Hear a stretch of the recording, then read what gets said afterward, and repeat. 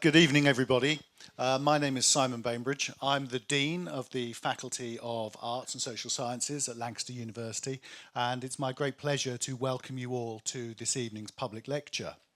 It's also obviously a particular pleasure to introduce tonight's speakers, Dr. Thaddeus Müller and Dr. Gary Potter, who are both senior lecturers in criminology at Lancaster University, and who are going to consider the question, is it time for cannabis to be legalised in the UK? So Dr. Thaddeus Müller, his research focuses on the production and regulation of cannabis, especially how different US states and countries are legalising recreational cannabis. His comparative international cannabis research involves countries such as the Netherlands, the United Kingdom, the United States, and Canada. Dr. Gary Potter has spent over 15 years researching cannabis cultivation in the UK and around the world. His first book, Weed, Need and Greed, explored the range of people involved in growing cannabis in Britain. And his second book, Worldwide Weed, looked at the cannabis production in a global context. So the format for this evening is that Dr. Müller will talk first for about 25 minutes. He'll be followed by Dr. Potter, and that should then leave us about 10 minutes or so for questions and discussion. So please join me in welcoming both speakers, and particularly Dr. Thaddeus Müller, who's going to talk first.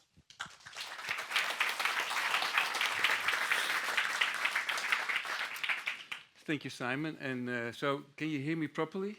Perfect, perfect. Thank you for all showing up. You know, it's sort of a lovely day. It doesn't always happen in Lancaster, of course. Anyhow, so the first part will be mine. So let's first start with the question, is it time for the UK to legalize cannabis? Well, I hope to give a clear answer, but because we are scientists, you know, we won't give a clear yes and no in the end. So maybe we have to disappoint you immediately. So what is going on?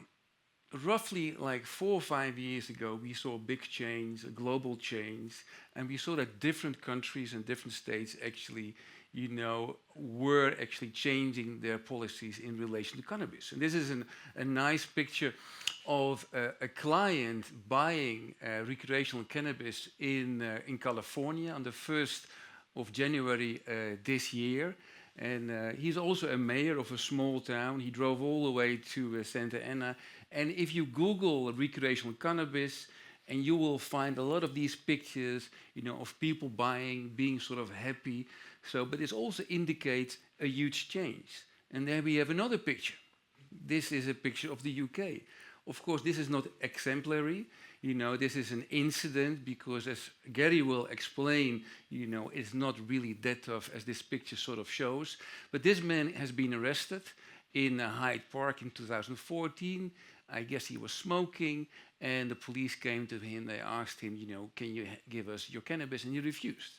So he was actually arrested. Maybe you heard of the case of Elfie Dingley. So this is another angle, another perspective, which is developing in the UK, but already developed in the States and in other countries. So this is the focus on medical cannabis. So Elfie is a boy who has a severe form of epilepsy, and he has like 150 seizures every month. And his parents bought cannabis oil, and that had a tremendous positive effect on him. And they live in the UK. They bought it actually in the Netherlands. They live in the UK, and now they want to have like a legal access to cannabis oil. And this is a big problem. So they're asked actually, you know, to have a permit to use it, and this is all being discussed right now. And so these developments are really important right now in the UK. But we'll focus now on the global change. So my part is actually what's happening outside of the UK. And this is just a short overview. So we see that Uruguay is the first country which already legalized this. And they started selling last year in July. Canada will sell this year actually in July. In the USA, we have 8 states that are selling actually recreational cannabis. And 30 states are already selling medical marijuana. The Netherlands, you know, most of you probably know this already, you know, are already like selling recreational cannabis. They call it just cannabis or marijuana since the 70s. I am from the Netherlands, so that's why I'm sort of maybe an expert on this topic. So why, you know, should you be maybe in favor of legalizing it? So first we have against, sorry. So the biggest fear of people who are against legalization is that society will be out of control. You know, it's a threat to society. So the fears are, for instance, that might be a massive increase of young people using cannabis and getting addicted. But not only that, the fear might also be, you know, that the general population might use more cannabis and there would be more people being addicted. Another issue which is really interesting from the Dutch perspective, because this never has been an issue in the Netherlands, is driving under influence. Those who are against legalization see all these people being stoned under the influence of marijuana, driving cars and, you know, causing wreckage. Another argument against legalization is there will be less productivity. So people who are stoned are not really hard workers. So, you know, it sounds logic, but we will show actually that there's not that logic. And also, like, it might have a negative effect on school. Sounds logic. Maybe more dropouts. People are more using it. They have less concentration maybe at work. And another sort of like argument against this is that there is more crime. You know, you know, for some reason, you know, there might be an increase in crime. And the last argument is, you know, that because if you legalize something which used to be illegal, people might think it's normal to use drugs. So it's almost like the stepping stone theory that, you know, if you think like, okay, it's normal or legal to use cannabis, you know, then you might make a step from soft drugs to hard drugs. In favor.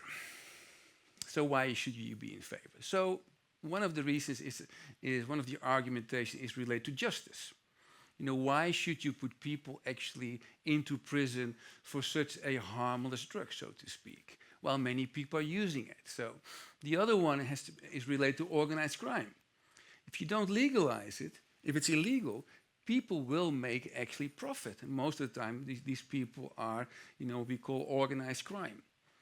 The other thing is, if you legalize it, you can actually regulate it. So you're able to regulate it, so the access is regulated, the production is regulated, and the quality is regulated. For instance, the THC level, which is the active substance of cannabis. Another aspect is the separation of drug markets, so that you have a soft sort of drugs market and a hard drugs market, which means, you know, that if you buy cannabis, you know, you're not immediately sort of like in contact with hard drugs, with heroin or cocaine. Jobs growth. If you legalize it, you will have a new industry. Jobs are always good, so to speak, and you can tax it actually. And the one thing which I skipped is education. If it's legal, you can actually explain, you know, especially kids, how to use it and how not to use it. So first we focus on the Netherlands. It's a unique experiment from like the 70s. So I've done a lot of research. So this is actually, I'm on my bike. This is in Rotterdam, and I'm taking a picture of one of these coffee shops. And this is actually my older son. You know, so this is how common it is sort of in the Netherlands. You know, it's not sort of a weird thing, so to speak. We go back to the 70s. Why did actually the Dutch, why did we actually choose for the system of coffee shops? Well, the principles were related to harm reduction, and harm reduction is related to one thing is, you know, that you don't come into contact with hard drugs. So the idea was, if you separate the market, you know, so if you buy cannabis in a coffee shop, you know, you won't get into contact with heroin. The other idea is, why should you actually give kids a criminal record, you know, for, you know, buying or using marijuana? You know, and the other aspect also, if it's actually really criminal to do it, you know, you might also expect that because they get into contact with criminal groups, they might get socialized into becoming a criminal and making money in a criminal career. The last part is the health perspective. If you have a health perspective, you know, you can focus actually on the health aspects of the users instead of what is now in the UK a criminal perspective. There's one big issue in the Netherlands. For some reasons, and I can explain you why, we never regulated actually the production of cannabis. One reason is it was a hippie thing. So people thought in the 70s, you know, the production of cannabis is a hippie thing, so you can't make much profit about it. So they were totally wrong, of course. That's what they thought in the 70s. The other thing is you had all these regulations, these international regulations. And France and Germany didn't like that we sort of were actually legalized or semi-legalizing it. So we told them, okay, then we don't legalize the production. And the last thing is, this maybe the Dutch arrogance, we thought, we know it all, and quite soon all the other countries will also legalize cannabis, because that's the normal thing to do. And then, of course, we can all sort of like also legalize production. So we had to wait probably for 50 years. In the end, we were right, but in those days we were wrong. So the crucial problem now in the Netherlands is actually the production of cannabis. So all these sort of like interventions, police interventions, have been actually on fighting commercial cannabis nurseries. And for instance, 5,000 nurseries are being caught by the police every year. And that's probably only the tip of the iceberg. So now we finally are experimenting with state nurseries, started this year. So the Dutch system is very interactive, it's dynamic, it's an ongoing project. So to give you an example, a few years ago, the THC level, which is the active substance in cannabis, became quite high. And then the Ministry of Health said, if this continues, also the Ministry of Justice said, if this continues, we will actually redefine cannabis with a level of THC above 15% as illegal hard drug. So how did the coffee shop owners react? So they wanted to keep, of course, their business. So what happened? Within no time, the THC level, again, was 15%. So this is how you can regulate, because it's sort of legal, you can regulate, you can put some pressure on the coffee shop owners. At the same time, most people realized this was really hard to implement by the government, but it had an effect anyhow. Uruguay. So Uruguay is really interesting because it's the first nation that actually has legalized it, totally. And the reason was there because they wanted to fight organized crime. And again, just like in the Netherlands, they wanted to separate the soft and hard drugs market. So it's totally state-controlled. So the state controls everything, from the whole complete production line. You have to register if you want to buy actually marijuana. And 16,000 people so far have registered. It's 40 grams a month which you can buy, which is a lot actually, to be honest. And if you are planning to go to Uruguay to buy cannabis, don't do it, because it is not for sale for tourists, so to speak. Because it's state organized, it's highly bureaucratic. So they have a huge problem actually with getting the cannabis to the right places, to the shops. So nowadays, roughly like, I'm just guessing, it's the first of the month they get the cannabis, it's sold out, and then you have to wait for another month. So it's not going really properly, but they're still, they just started actually a half year ago. But what's really important, there's no outbreak of marijuana-related crime. There's no plunge in national productivity, and there's no epidemic of drug-addicted teens. So all those fears actually did not take place, and also, by the way, not in the Netherlands, so to speak. Now we focus on the United States. The United States is really, okay, let's show, I'm gonna show you a little map. So if you can see, the light green states are actually where you can buy, at this moment, recreational cannabis and medical cannabis, or medical marijuana. And the dark greens are the ones where you can only buy medical cannabis, and the gray part is where you cannot buy legally any form of cannabis. So you can, especially the West Coast is actually the place, where you can buy cannabis, recreational or medicinal.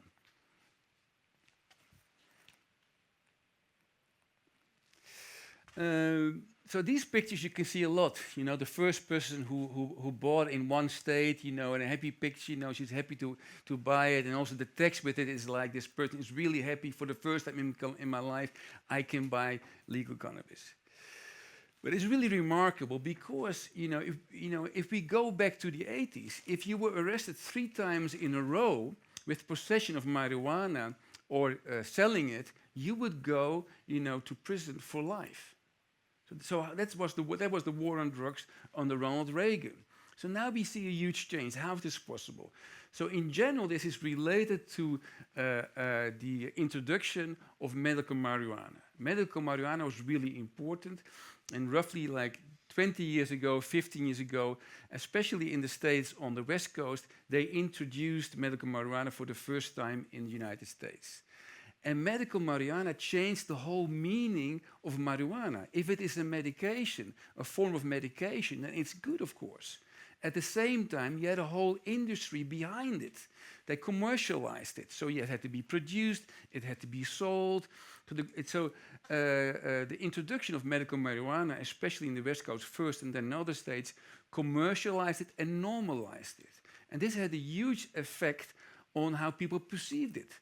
So roughly 5 years ago, we can see actually that there was a tipping point. Around 50% of people in the United States were in favor of the legalization. Now it is actually 63%, which is amazing, of course, for a country which like 20, 30 years ago had a totally different approach.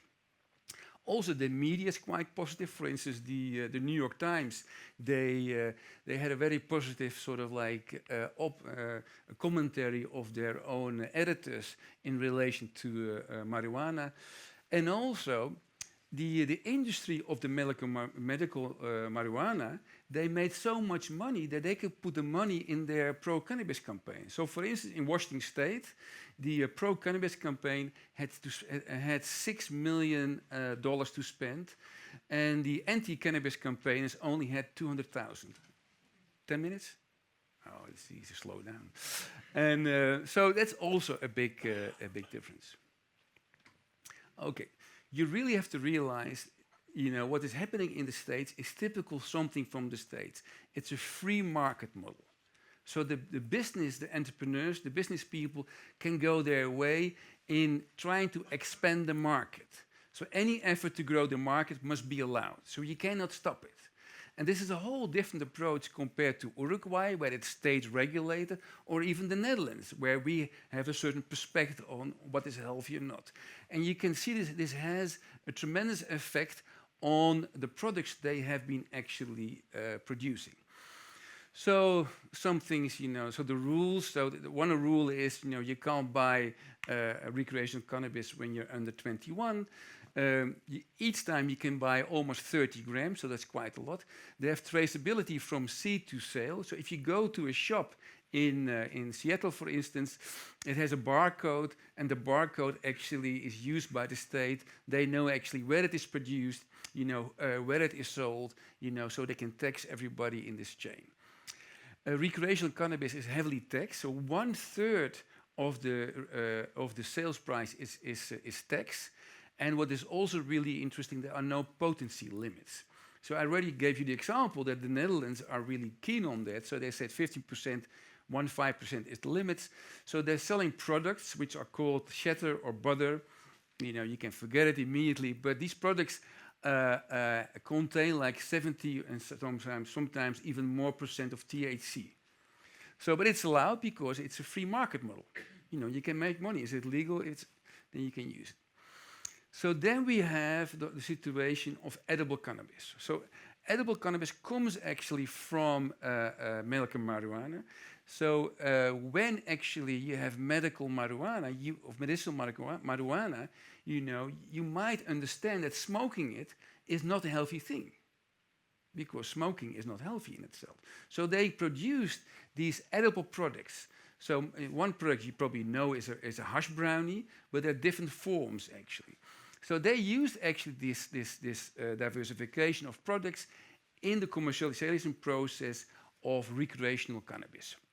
And it became a huge commercial success.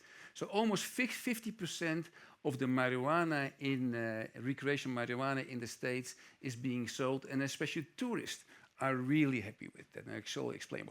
Well, this is the most common sort of example of edible, of an edible infused with cannabis, the hash brownie, so to speak. But this is actually what is being sold now in most of the states in the United States. So you can see, so all these products from bars to like chocolate to some candies and drinks, they're all infused with cannabis. So that's one way of getting cannabis in your body, so to speak. I have been to this shop in Seattle, and this is only one wall, but they have like 3 walls, all with edibles displayed. So you can choose anything you can imagine, even like with Nutella, you can buy it actually infused with cannabis. And this became a problem because you can see these are gummy bears. So the left one is infused with cannabis and the other one not. But I know this because I've read it. Otherwise, so this becomes a problem. It's obvious for everybody, for you as an audience, for me and Gary as a scientist. This is ridiculous. This will create problems for children. You buy edibles. Maybe your granny buys edibles, and your children are there and they're taking. But also, the problem with edibles is, if you consume it, you won't experience within an hour, the high, so to speak. So you have to be learned, And in this, of course, in this moment, especially in the beginning, they were not that careful. So what you saw actually in the first few months, especially the media covered a lot of incidents where people actually, sort of didn't use these edibles in the proper way. So there are 2 incidents which were published widely. One is a man who killed his wife with a gun while he was stoned, so to speak. The judge didn't accept his excuse. He was sent to prison for many years, but this was widely reported. The other one is a more sort of like, how should I say, valid portrayal, because this was actually being researched by the coroner, and it's published. You can look it online. So this was an out-of-state visiting student. He bought the edibles, and I think it was a brownie, but I'm not really sure. But it was cut in 6 parts. And each part in itself could give him the wished high. But after eating one part, he thought after half an hour, I don't feel a thing. And he ate everything. So he really digested a lot of THC. And, he got a psychotic moment. So he died. So this is very dramatic, of course. But this is also related to the system of commercialization, of a free market policy. You can also, in the first period, there was an increase of emergency room visits, actually, and also phone calls. I can't really show all the statistics. Phone calls to poison centers, but now over time it has actually sort of it calmed down actually, and also they reacted roughly after a year by not allowing to make edibles anymore, which might be attractive for children, for instance, and giving proper education and explanation how to use actually the edibles. So, but why is it so interesting for tourists to use it?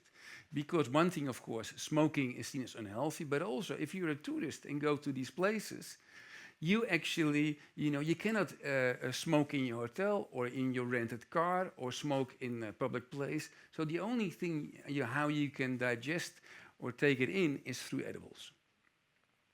To put it in a bigger picture, of course, these examples of marijuana poisoning or THC are horrible, but they're not on this list. This is a list of children younger than 6 years who were confronted with a situation of poison exposure. You can see the top one is cosmetics and personal care products. And of course, marijuana is not on this list, So, it's part of sort of a bigger picture where, a lot of attention is being paid, but we all accept that at least this in the States, 150,000 children actually were poisoned because they were eating something which they should not have eaten. So all the stats show that there's no increase in use, quite clearly. What you can see is there is sort of a continuation which happened over years. And, sometimes there's some discussions, but for sure there's no dramatic increase at all. This is actually quite logic. If something is not, if some form of behavior is not criminal anymore, of course, people cannot be arrested for it anymore. So the top one is, so these are marijuana-related convictions. So in 2011, there were 502. In 2016, 80. And of those who were imprisoned, 73 in 2011. And 216 in 10. This is for Washington State. So a dramatic drop in, of course, in the crime rates related to... Oh, sorry. So this is information on the economical aspects. So in 2017, 1.3 billion dollars was sold in marijuana products only in one state, in Washington State. So that's a lot of money. And it was taxed for over $300 million. In Washington State, they had 23,000 jobs. And in the whole of the USA, it's over 120,000. And a really important aspect of this economical situation is that a lot of tourists come actually, to these places. So of course they stay in a hotel, they rent a car, they have to eat. So this is also really important. I'm extending my part because I'm afraid I'm stopping too early. Okay. So here we have actually a nice example. I've chosen these three examples for a reason. So the American model is a business model, is business driven. So the question is, if you're thinking of legalizing cannabis in the UK, is this business model a good one? I would say no. I would say start immediately with a strict approach, no edibles. Then we have the Uruguayan model. Is that a good one? Yeah, maybe it is, but it's very bureaucratic. The whole state is involved in this process. You sort of commit yourself. The Dutch model is also not perfect. Why not? Because we have not organized, we have not legalized the production of cannabis, which is now really a big issue. So we are trying to solve this step by step, but also it's not actually a perfect solution. So all these models have problems. But you can probably learn from these models and create the best model, so to speak. So the conclusion so far. So the fear of most people, of course, is that society will be out of control. But all the sort of indicators show that society is not out of control. There are not many changes, actually. And we can actually point out, we can see changes which are very positive. So, that's the conclusion so far. Gary? Gary, Mike. Thanks.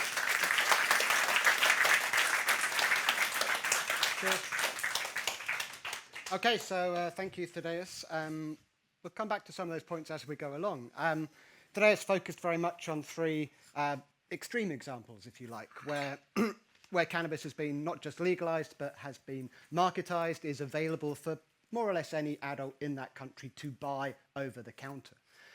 We see other examples around the world where there's been less extreme change, but a drift towards liberalization, legalization. We have plenty of countries in Europe, South America in particular, where cannabis has been decriminalized. We haven't gone as far as full legalization on those examples, but the Portugal or the Czech Republic or Switzerland have moved in a direction towards that kind of thing.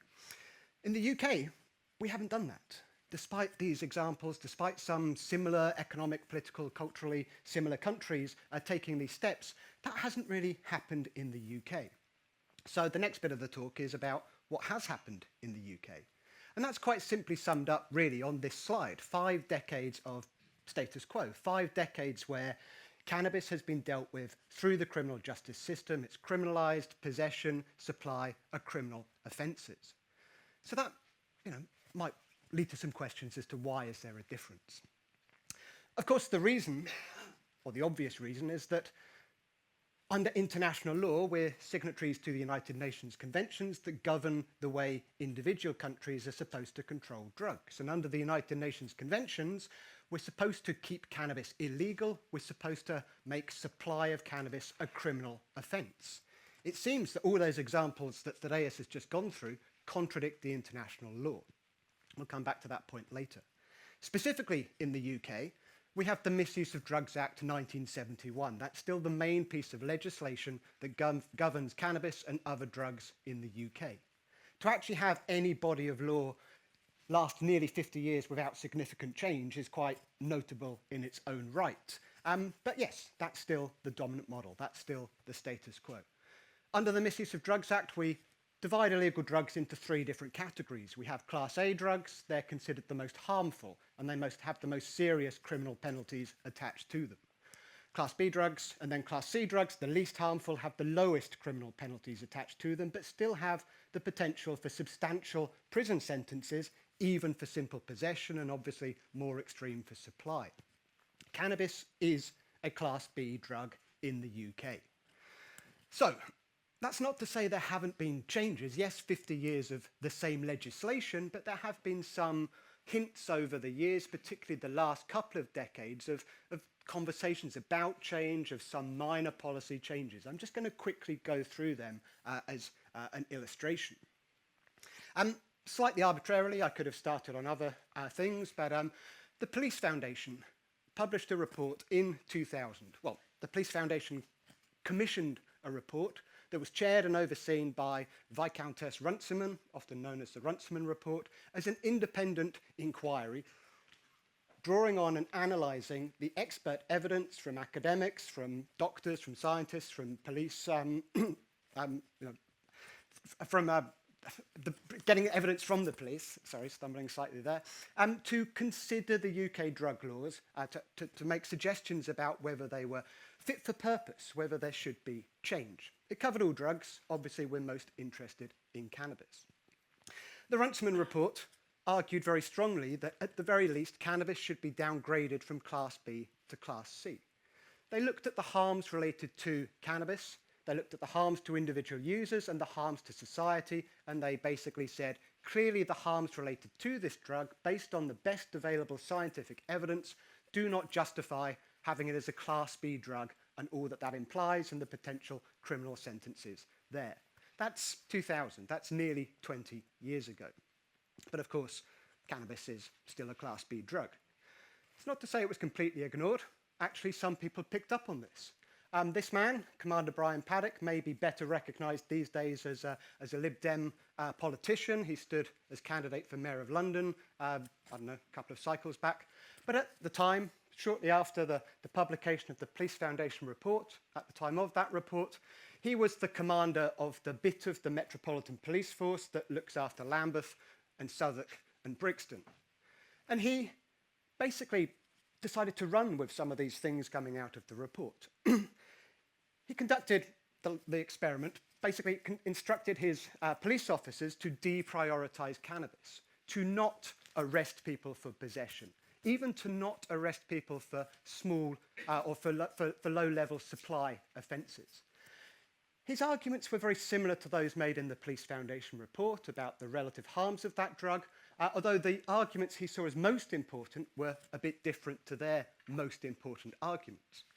He made the point that actually police forces have limited resources, limited officers, limited time, and he thought it was a better use of police resources to focus more on harder drugs and more serious crime, and that cannabis and the time taken policing that got in the way. He also recognised, and Brixton was part of his area, and at this time Brixton was quite well known for open cannabis markets and a certain amount of free smoking of cannabis on the streets. He also recognised that the local community were not only in favour of the police backing away from policing cannabis, but were actually more likely to get on with the police because they'd done that previous policing had caused tensions within the community. So he instructed his officers to treat it differently. Across that year, surprise, surprise, arrests around cannabis declined significantly. But arrests around harder drugs, drug dealing, and more serious types of crime increased quite significantly. The redirection of resources seemed to have a bigger impact on more serious criminal problems. And he maintained the support of the local community. Constantly, from before, during, and after the experiment, clear majorities were in favour of this new approach. It didn't last. The political context wasn't right for that to carry on. It's an example of a tentative move towards liberalisation that hasn't stuck. We're really still in the status quo. The government also has consulted experts. We talked about the Police Foundation report, but that was an independent inquiry. The government has its own council of experts around drugs. They're independent experts, but they come under the remit of the Home Office. The Advisory Council on the Misuse of Drugs is made up of expert doctors, expert psychiatrists, toxicologists, sociologists, criminologists. A number of times across the first decade of 2000 and the first time on the back of the Police Foundation report, the ACMD looked at all the evidence around cannabis and came to the conclusion, same as the Police Foundation, that the harms related to cannabis didn't justify the policy that we had at the time, that again, at the very least, it should be downgraded to Class C. Government didn't necessarily like that for reasons that may become apparent, so they asked them to look at it again, and in 2005 they looked at it again and said, no, we were right the first time, this should be Class C. Government didn't like that. They're saying, but you know, we hear these scare stories of stronger cannabis, of concerns about mental health. Would you please look at this again? And they looked at it again in 2008 and they said, yeah, we still think it should be a Class C drug. The point is, the expert reviews of the best available scientific evidence are saying that the existing policy was too extreme, that there's a mismatch there. There was a recommendation towards at least some liberalisation, if not full legalisation at this stage. To be fair, they were not ignored completely. Probably you recognise these people. We all miss Tony Blair, don't we? Tony Blair, New Labour Prime Minister, and David Blunkett, his Home Secretary. Actually, in 2004, they did, on the back of the ACMD advice, the Police Foundation advice, the evidence from the Lambeth experiment, did downgrade cannabis to Class C. That's the one bit in the 50 years that isn't the status quo that I put at the beginning of this section. It didn't last. 5 years later, still a Labour government. There's not been a change of government here, but there's been a change of Prime Minister. Gordon Brown, remember him, Jackie Smith, now the Home Secretary. They re-upgraded cannabis. That short experiment in a very minor form of liberalisation didn't last. Why did they re-upgrade? Well, this is a period, some of you will remember, where there were increasing media-led scare stories or stories about concerns around cannabis psychosis, cannabis addiction, the idea that cannabis is stronger than it used to be, that downgrading sent out the wrong message, that more people would be using it. Let's be very clear. Cannabis peaked, cannabis use in the UK peaked, late 90s, early 2000. It was in decline before, during, and after the period when it was downgraded. The downgrading didn't affect rates of use. It's possible also that Gordon Brown, though, feared the political situation. The Conservatives, of course, are going to make capital of this. They want to be back in power. And, of course, he also wants to separate himself from his predecessor, put his own mark on the government. Of course, that didn't work because he was never won an election himself, but there you go. So some minor fluctuations, but we're now back to where we started, where I was at the beginning of this section. More recently, there's been some other moves towards some forms of liberalisation, but on a piecemeal ad hoc basis. We don't have a single police force in the UK, we have regional police forces. Individual police officers, police chief constables have a certain amount of discretion about how to run crime control policy within their own areas. Over the last few years, this is just very recent, more and more chief constables and or their police and crime commissioners have been coming out and in a sense repeating the Lambeth experiment, instructing their officers to deprioritise cannabis, to focus the resources they have on more serious harder drugs, more serious crime, other problems. So if you're a pro-cannabis campaigner, that's great if you live in one of those places, but it's still a minority. But of course, across the country, that now means we have a postcode lottery. The way you're dealt with for cannabis, potentially at least, depends on where you live. And why that, may be fine if you live in the bit that supports your views. So if you're pro, you live there. If you're anti, you live somewhere else. It undermines the very principle of criminal justice. The idea that within a given jurisdiction, everybody is treated equally is kind of falling by the wayside. The general point is we haven't really seen much change in the UK, but we have seen some slight changes at periods of recent history and in certain parts of the country. So given everything Thaddeus was saying about other countries and the ones he didn't get a chance to talk about, the question is perhaps, why hasn't the UK liberalised its cannabis laws? So that's what I'm going to talk about a bit next. When I started studying cannabis, 15 years of studying cannabis cultivation, but 20 years of studying drugs, It's a depressing time in your career when you realise you've been doing the same thing for over half your life, but there you go. Back then they were saying cannabis will be legalised within 20 years. Here I am, it clearly hasn't. Why not? Partly because the arguments haven't changed across most of that period of time.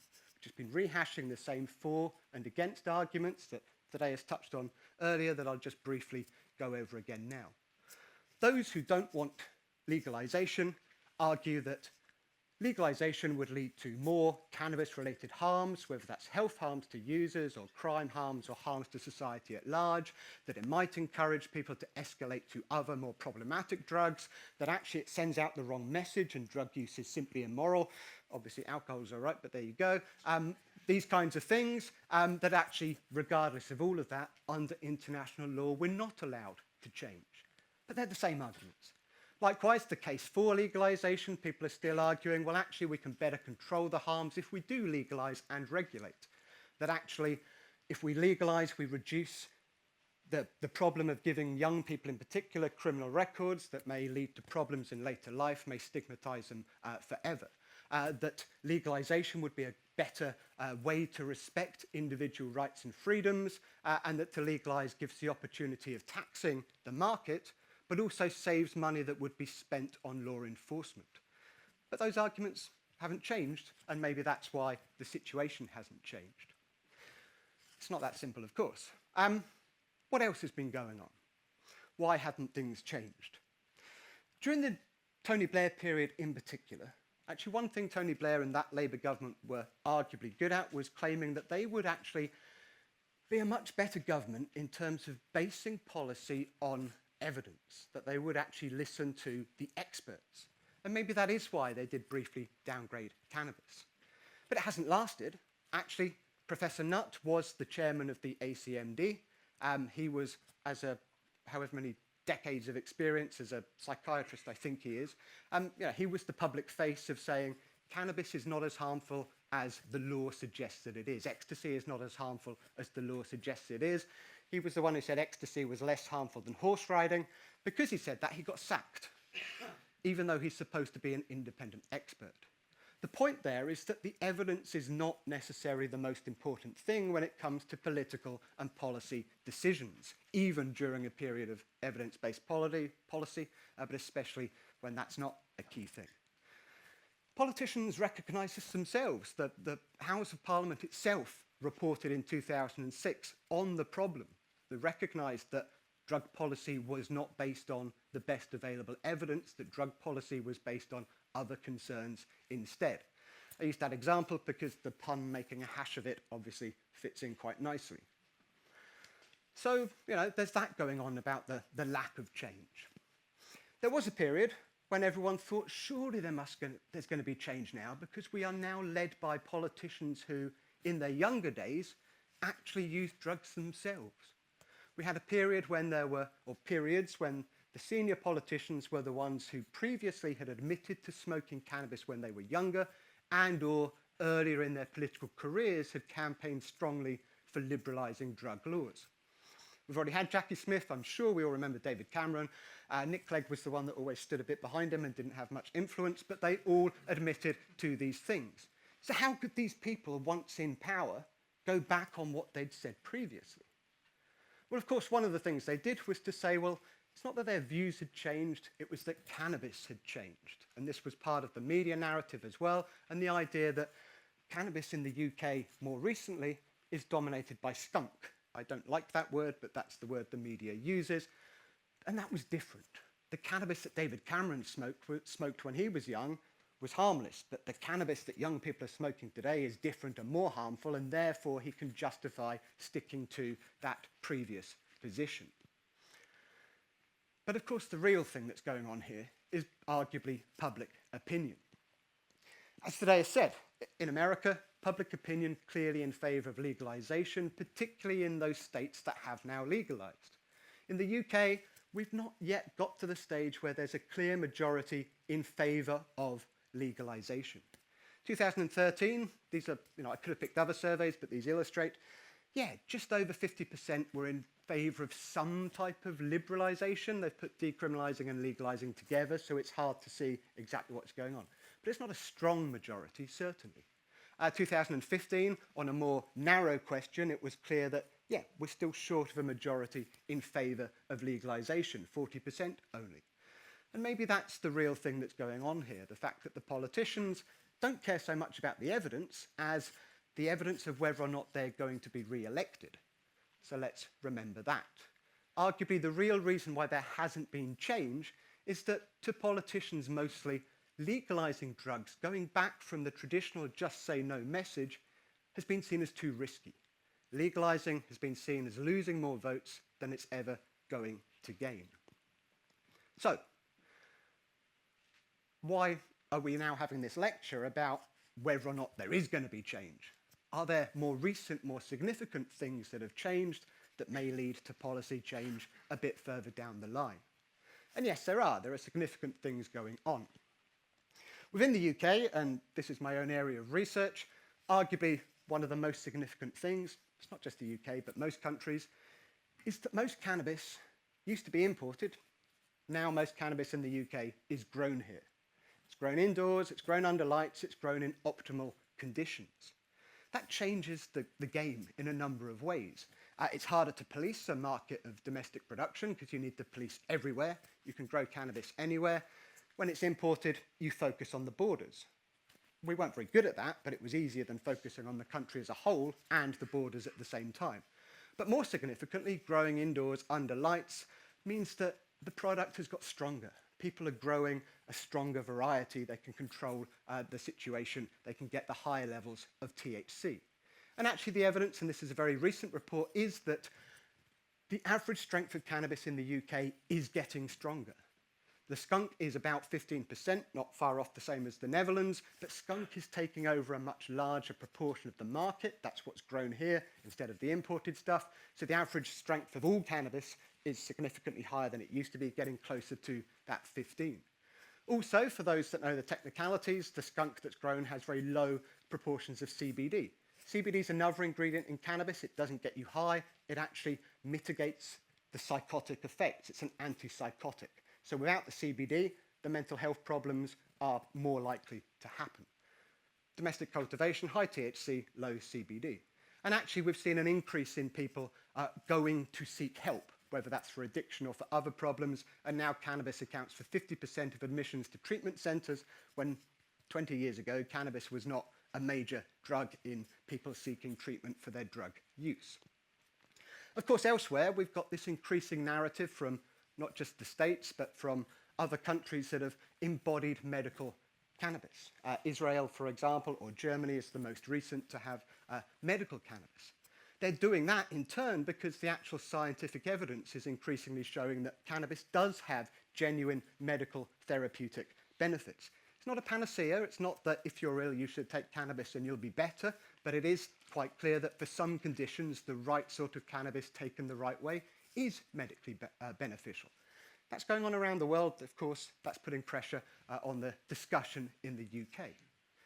We could say, well, fine, we separate out the medical users. Maybe there's not so much change in recreational use. But actually, the image of the recreational user is also changing.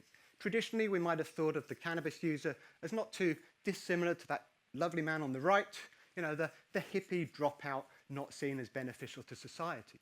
But actually, more and more respectable professionals are coming out to say, you know, I was a cannabis user, I am a cannabis user.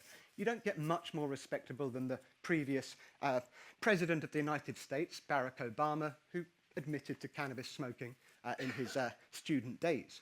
So the face of the user has changed. It's not these problem causers, these people causing problem to society. It's actually the pillars of society as well. What else has changed? The fact of change in other countries, the examples Thaddeus was going on, means that our own campaigners here can point to these other countries and say, you know what, legalization's not as bad as you thought. They can learn from the campaigners in other countries. They're better organised. We have a more informed and a more organised activist base, which may be beginning to actually shape the debate more than it has in the previous 20 or even 50 years. And the politics is changing as well. Yes, we're still a bit below 50% of the population supporting cannabis, But perhaps unsurprisingly, there's more support for legalization amongst younger age groups than older age groups. And of course, young people grow up. That's what happens, and they get to vote. And it's not far, current trends continue, we're not far off going to be at the stage where there is clear majority support for legalization.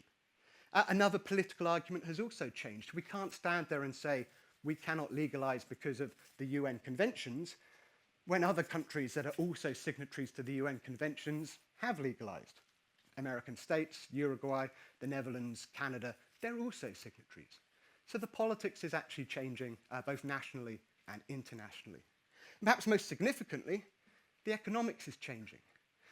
The argument always included speculation about the economic benefits of legalization, but now we can point to California or to Colorado and say millions of dollars are being generated, billions of dollars are going through the economy. That's quite tempting. We're in an age of austerity. If you can tax that income, then that appeals to the more left-leaning political ideological position. That's money for the state to spend on general benefit to the people.